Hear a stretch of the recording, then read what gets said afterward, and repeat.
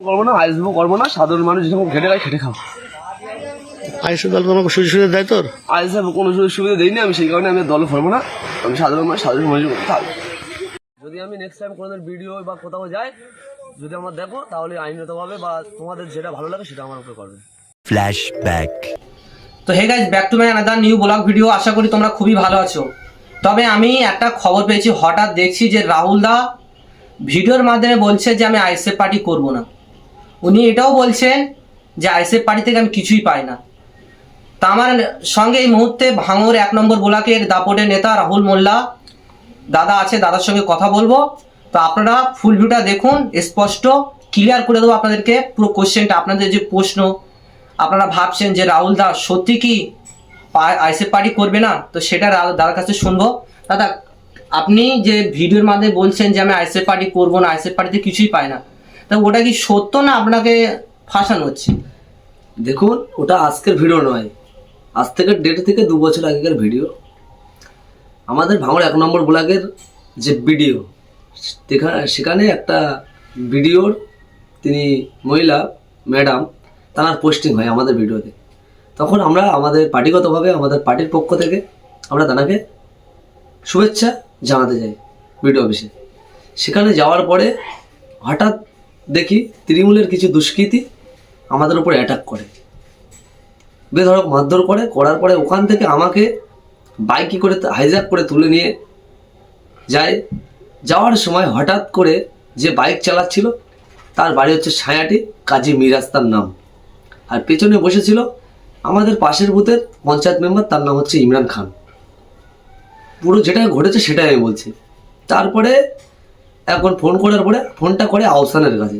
নিশ্চয়ই জানেন, ভাঙড় 1 নম্বর ব্লকের থানার সামনে ভূমির কর্মদক্ষ আহসান, আমাদের 1 নম্বরের ভূমির কর্মদক্ষ আহসান, সবাই জানেন। তাকে অনেকেই চেনে, অনেকেই চেনে না। তানার কাছে ফোন করেছে, দাদা রাহুলকে কি করব। তখন আহসান বলে এদেরকে, আমি স্পষ্ট শুনতে পাই যে রাহুলকে এখানে আনিস না, কারণ আমার বাড়ি থেকে বিডিও অফিস 300 মিটার বা ওই হাফ কিলোমিটার হবে আমার বাড়ি থেকে। যখন আমাকে এরকম মারধর করে তুলে নিয়ে গেল, বাড়ির লোক যখন জানতে পেরেছে, আমার পার্টিলিভাবে যখন সবাই জানতে পেরেছে, সবাই সব জায়গায় খোঁজাখুঁজি শুরু করেছে, বিডিও অফিস, থানা, সব জায়গায় চলে গিয়েছে। থানার সামনে আহসানের পার্টি অফিস। আহসান তখন বলে যে পার্টি অফিসের সামনে বা ভাঙড়ের থানার সামনে রাহুলের বাড়ির লোকজন প্রচুর আছে, এখানে আনার কোনো দরকার নেই। একটা কাজ কর, ওকে যেখানে হোক নিয়ে যা, গিয়ে খুব মারধর চালা, ছোট্ট একটা ভিডিও নিয়ে ছেড়ে দিবি। তখন আমাকে দেখবেন ঘটকপুকুর চৌমাথা থেকে বাঁ দিকে ঘটক ব্রিজ পার করে গিয়ে পাকিজা হলের পাশ দিয়ে একটা রাস্তা চলে গেছে নলপুকুরের দিকে। সামনে গেলেই নলপুকুরের মোড়ে একটা বল খেলা মাঠ আছে। বল খেলা মাঠের বাঁহাতেই বটগাছের অপোজিটে একটা পাঁচিল দেওয়া বাঁশ বাগান। দেখবেন ভিডিওর পেছনে বাঁশ গাছ দেখা যাচ্ছে, দেখছিলাম বাঁশ বাগান, ওখানে আপনি দাঁড়িয়ে বলছেন।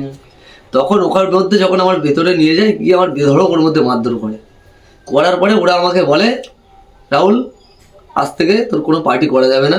অনেক কিছুই করে আমার সঙ্গে ওদের অনেক কথা কাটাকাটি চলে, তার মধ্যে বেধড়ক আমাকে মারার পরে ওই যে দেখবেন ভিডিওটায় একজন বলছে যে নওশাদ তোর কী কী দিয়েছে। দেখবেন কোশ্চেন একজন করতেছে, যে কোশ্চেন করতেছে তারও গলাটা জানি, তারও আমি চিনি, তার নাম হচ্ছে শহীদুল, ছায়াটি বাড়ি। সে আমাকে প্রথমেই ওই আমার মেরেছিল। ও তখন ভিডিও করছে, বলে এই কথা বললে ছেড়ে দেবো। সেই দিনকে ঘটকপুরে জিম সাদ্দাম তৃণমূল করলো, আমার অনেক হেল্প করেছিল। ও বললো, রাহুল তুই এই ভিডিওটা কর, তোর গায়ে আর কেউ হাত দেয় দেখবো। অনেক হেল্প করেছিল, তৃণমূল করলো, অনেক আমার হেল্প করেছিল। সেই জায়গায় দাঁড়িয়ে থেকে আমার এই ছোট্ট ভিডিওটা সেদিনকে ওরা করার পরে আমি ওদেরকে বলি যে আমাকে মারধর করলি, অনেক কিছু করলি, তা চল আমার বাড়িতে নামিয়ে দিয়ে বা নলমুড়ি হসপিটাল পর্যন্ত দিয়ে। ওদের এত সৎসাহস হচ্ছে না যে আমার বাড়িতে আসা, আমার নলমুড়ি নামিয়ে দেওয়ার। তখন আমার নলমুড়ির পাশের বুথ রাজাপুর, সেখানে যে তৃণমূল করে একজন আছে সাদ্দাম বলে, তার সঙ্গে আমার এমনি হয় খুব ভালো রিলেশন। তৃণমূল করলেও সে যে দল করতে পারে রিলেশনের জায়গায়, সেই জায়গায় দাঁড়িয়ে থেকে আমি যখন ওকে বলি, ও তখন আমাকে বলছে, রাহুল ভাই নলমুড়ি এক্ষুনি যদি তোকে আমি নিয়ে যাই, আমাকে তো তোর বাড়ির লোকজন বা তোর পার্টির লোকেরা আমার ছাড়বে না, আমি ভাই যেতে পারবো না।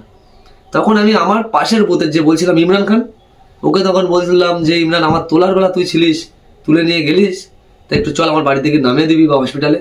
ও বলছে, না আমি একে তাই বাড়ি কীভাবে ঢুকবো আমি চিন্তা করতেছি, তোর তুলে নিয়েছে, তোদের পার্টির ছেলেরা, তোর বাড়ির ছেলেরা আমার ছাড়বে না।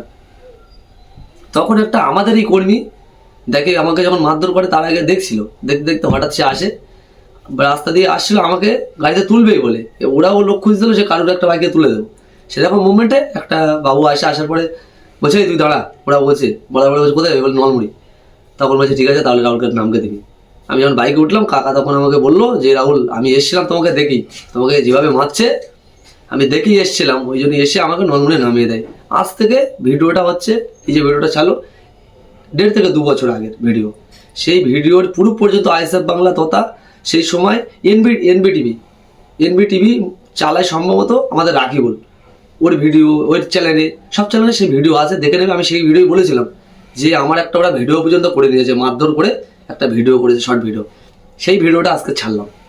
কিন্তু এতটুকু বলতে চাই, শাসক দল তথা তৃণমূল কংগ্রেস আইএসএফের সঙ্গে তথা আমাদের সঙ্গে যখন রাজনৈতিকভাবে লড়াই করে পারছে না, তখন এত কিছু দেখলেন নিশ্চয়ই।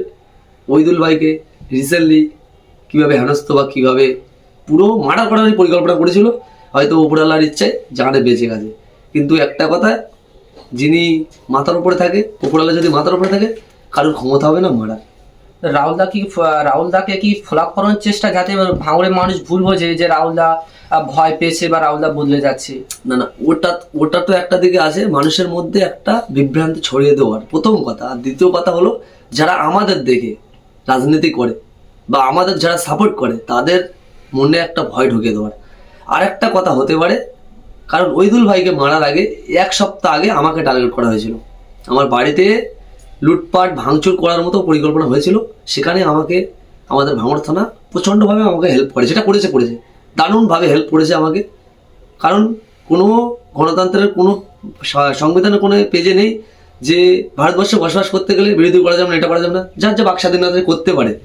সে জায়গায় দাঁড়িয়ে থেকে পুলিশ সেদিনকে প্রচুর পরিমাণে হেল্প করেছিল বলে আমার বাড়িতে বা আমি কোনো রকম অ্যাটাকের মুখী হইনি, ওইদুল ভাই হয়েছে। কিন্তু আমার মনে হয়, আমি 100% আমি মনে হয় এই যে ভিডিওটা ছাড়ারও একটা রহস্য আছে। রহস্যটা হলো এই যে আজকে আমার এই যে ফেক ভিডিও ছাড়লো, সবার কাছে একটা মেসেজ দিয়ে সবাই তাড়াহুড়ো করে ফোন করছে, টেনশন করছে, সব কিছু করছে। আমি বেরিয়ে ভিডিও করে ছাড়ছি যে না আমার কিছু হয়নি, এই হয়নি, ঠিক আছে। ওরা আমাকে এই না যেন করে, পাল্টা আমাকে অ্যাটাক করার পরে ফের একটা ভিডিওটা ছাড়বে। সাধারণ মানুষের কাছে যখন ছড়াবে, সাধারণ মানুষ ওই ভিডিওটা আর কেয়ার করবে না। কারণ আজকে যে ভিডিওটা আমি ভিডিও পাল্টা করছি, ভাববে না কিছু হয়নি, ও হয়তো ফেক হতে পারে, কিন্তু সেই দিনকে হয়তো রিয়েল হতে পারে। আমার সঙ্গে রিয়েল দুর্ঘটনা ঘটানোর জন্য হয়তো আজকে একটা মাছ ধরার জন্য অনেকবার খাদ্য দিই, দেওয়ার পরে একটা মাছ ওঠে। আমার মনে হয় সেটাই হতে পারে। ওরা এটা ছাড়ার পরে ট্রাই করলো, কতটা মানুষ কি করে না করে দেখলো, প্রচুর হাইলাইট হলো, প্রচুর এই হলো ওই হলো, সবাই ভালো ভালো খবর নিল, এই নিল। আমি বলে দিলাম ভাই না আমি ঠিক আছে, এই আছি। নেক্সট টাইম আমার সঙ্গে সত্যি হয়তো দুর্ঘটনা ঘটাবে আমার সঙ্গে, তখন হয়তো মানুষ কেয়ার করবে না, মানুষ ভাববে না হয়তো না ফের ফাঁসাচ্ছে, কিন্তু হয়তো আমার সঙ্গে এই ঘটনাটা ঘটতে পারে। ভাঙড়ের মানুষের উদ্দেশ্যে কি বলবেন?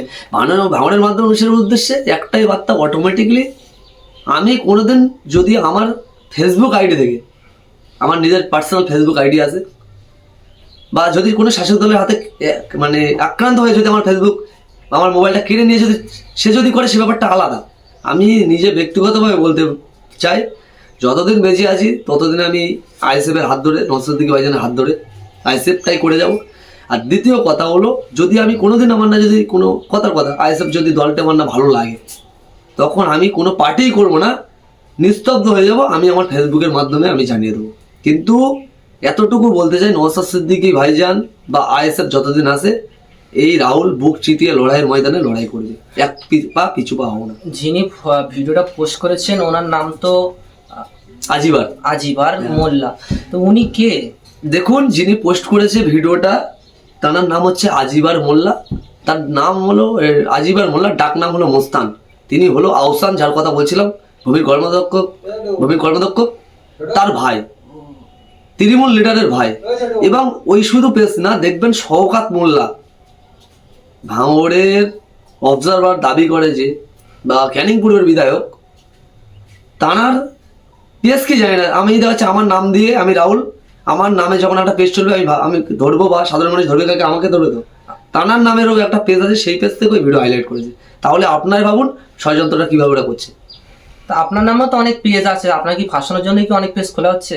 হ্যাঁ অবশ্যই আমার নামেও দেখুন পেজ খোলে কারা, পেজ খোলে কখন, যখন কাউকে ফাঁসানো হয়। আমি একটা সাধারণ ব্যক্তি, আমি একটা সাধারণ ছেলে, আমি তোমার একটা কোনো পেজ খুলবো কি কারণে? আমার কোনো একটা কারণ থাকবে তো, কারণটা হলো এই ফাঁসানোর। এই তো আমি এর আগের দিনকে বলেছিলাম যখন টাকার ব্যাপারে আমার একটা টাকার ব্যাপার হাইলাইট হয়েছিল, আমি তখনই বলেছিলাম আজকে আমার টাকার ব্যাপারে হাইলাইট করছে কোনো একটা ব্যাপারে, কিন্তু দুদিন পরে দেখবেন হয়তো বলবেন মানে মহিলা দিয়ে বা অন্য অন্য ব্যাপারে আরও ব্যাপারে জড়িত দেবে। তার একটা এক্সাম্পল একজন আর পেয়েছো নিশ্চয়ই, বলছি না কিন্তু পেয়েছো একটা। আরও যত দিন যাবে মানে এমন কোনো নোংরা নেই যে তৃণমূল করতে পারে না, এমন কোনো নোংরা কাজ। তা দুদিন পরে যদি কোনো মহিলা আপনাকে বলে যে রাহুল আমার স্বামী হয়, এরকমও তো হতে পারে, তো কি বলবো? দেখো স্বামী হয়, আমি একজনের স্বামী, আমার ওয়াইফ আছে, আমি বিয়ে করেছি, আমার ওয়াইফ আছে। একটা পুরুষ মানে কখন একটা পুরুষ যাই করে কেউ না জানে, তার কিন্তু ওয়াইফ জানে সেই পুরুষটা। দ্বিতীয় কথা হলো রাজনৈতিক লড়াইয়ে শাসক দল যখন পারে না তখন অনেক রকম বিভ্রান্তি শাসক দল ছড়ায়। সে জায়গায় দাঁড়িয়ে থেকে আমি আমার ফ্যামিলি, আমার যারা ওঠা বসা করে আমার সঙ্গে বা আমার সঙ্গে যারা পার্টি করে তাদেরকে আমি বুঝিয়ে বলে সবই রেখেছি যে আমার ফোন আমার সব কিছুই যখন পার্টি করতাম না, আমি ব্যক্তিগতভাবে বলছি, পার্টি যখন করতাম না তখন, এখন প্রেম ভালোবাসার সময় রিলেশনের ব্যাপার আলাদা, তখনকার একটা ব্যাপার আলাদা, রিলেশন ছিল হাবিজাবি ব্যাপার ঠিক হয়ে পর্যন্ত।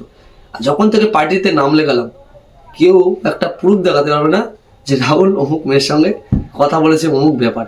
ওই দিক দিয়ে আমি দূরে থাকি, কারণ পার্টি যখন করতে এসেছি একজন আমার বুদ্ধি দিয়েছিল, তিনি হয়তো অন্য ধর্ম বলছি, অন্য দল করতো, কিন্তু যা বলতো আমি একটু মতামত দিতাম, তিনি আজকে দুনিয়ার বুকে নেই।